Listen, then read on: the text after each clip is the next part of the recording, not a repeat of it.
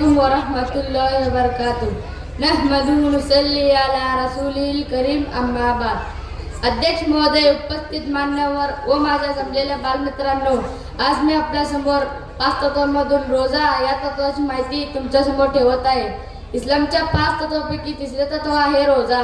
रोजा प्रत्येक मुसलमानांकडून करणे आवश्यक आहे।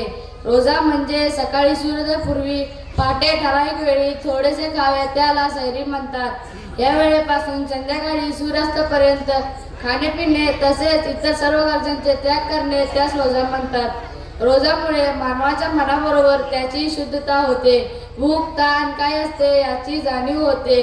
रोजदार अल्लाच्या समोर असतो, त्याने रोजा करण्यावेळी मागितलेली दुआ अल्लाह कबूल करतो। जे आजारी वृद्ध आहेत त्यांच्या वतीने रोजाच्या फिद्या म्हणजे गोरगरिबांना दान देणे। 30 दिवसांचे रोजे झाल्यानंतर ईद ही रोजादाराला बक्षीशी असते। एवढे बोलून मी माझे वाक्य पूर्ण करतो। वमा अलैना इल्लल बलाग। अस्सलामु अलैकुम वरहमतुल्लाहि वबरकातुह।